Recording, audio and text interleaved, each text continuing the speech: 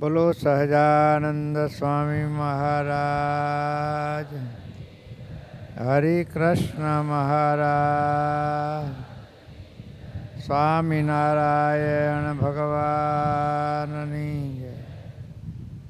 આરાધ્ય ઈષ્ટદેવ અહીંયા બિરાજતા શ્રી હરિકૃષ્ણ મહારાજ, લક્ષ્મીનારાયણ દેવ વગેરે દેવોના ચરણોમાં વંદન.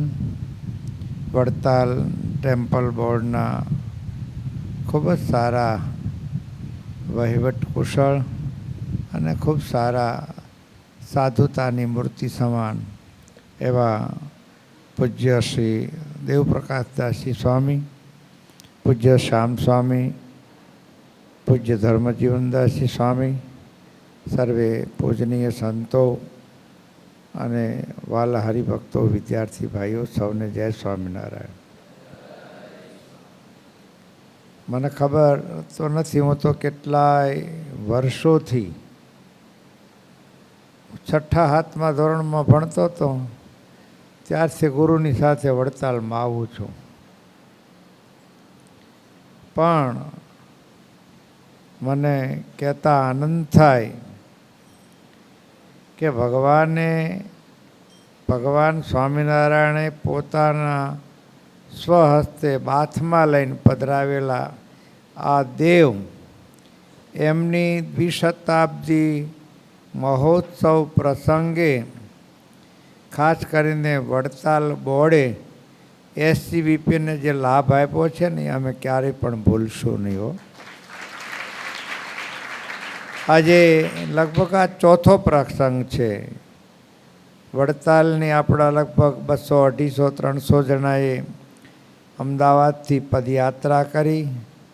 એ જ દિવસે અહીંયા ચંપલ વિતરણ થયું, વચ્ચે અમૃતોત્સવ થયો. અને ખાસ કરીને વાલા વિદ્યાર્થી ભાઈઓ, તમને હું ખાસ કહું, આ સ્થાનમાં બેઠા છો ને એ બહુ અસાધારણ સ્થાન છે.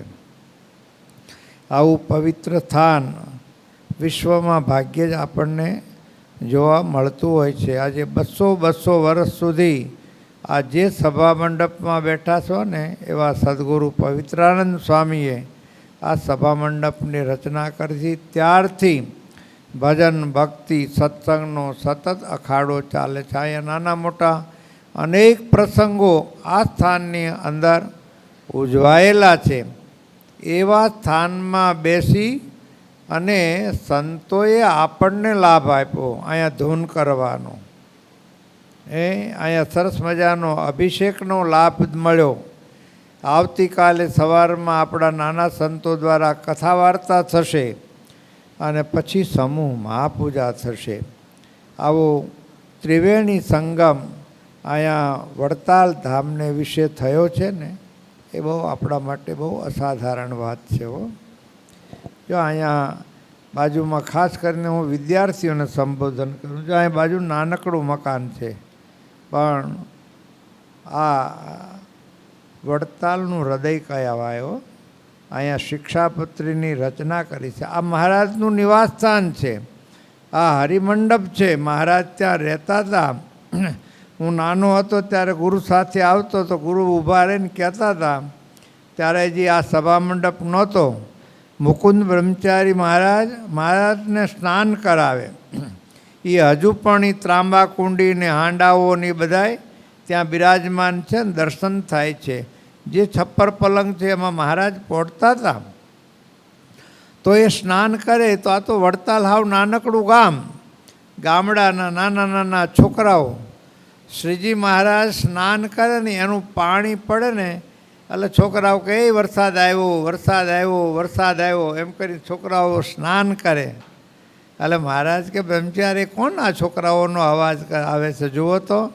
અરે મહારાજ, આ તમે સ્નાન કરો છો ને એ બધાય પાણીથી છોકરાઓ સ્નાન કરે છે.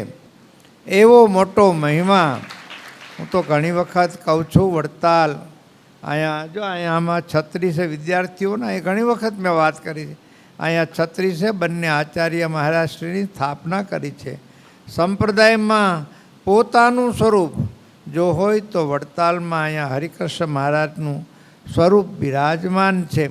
એવું દિવ્ય અલૌકિક આ સ્થાન વડતાલ એટલે સ્વામિનારાયણ સંપ્રદાયનું શ્રેષ્ઠ સ્થાન.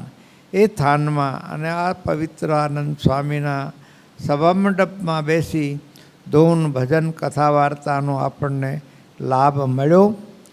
તમે બધા વિદ્યાર્થીઓ ધૂન કરતા હતા ને, અમારે જા દેવસ્વામી અને આ બધા સંતો છોકરાઓ તમારા ઉપર બહુ રાજી થતા હતા હો.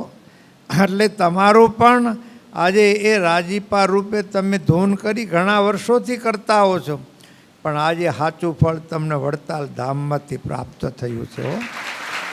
બસ આજે વડતાલ શ્રી હરિકૃષ્ણ મહારાજને સવારમાં મંગળા આરતીના દર્શન થાય, શણગારના થાય, રાજભોગના થાય, દર્શન કરજો.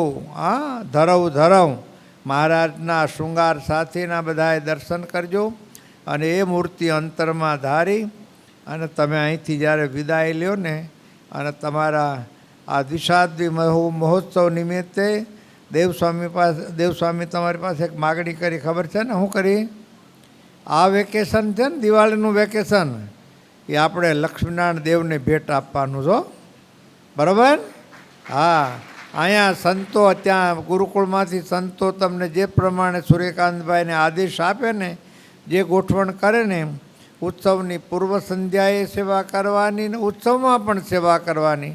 આ તમારા જીવનનું એક સંભારણું, એક નજરાણું તમારા જીવનમાં કાયમને માટે રહેશે. તો આ વિશેષ વાતો નહીં કરતાં મને લાગે છે કે હજુ કાંઈક રાસોત્સવનો પ્રોગ્રામ છે. થોડી વાર આપણે મહારાજને રાજી કરવા માટે, તમને બધાને તો રાસ બહુ ગમે છે, એ રાસોત્સવ લઈ અને ત્યાર પછી આપણે છૂટા પડીશું. જય સ્વામિનારાયણ.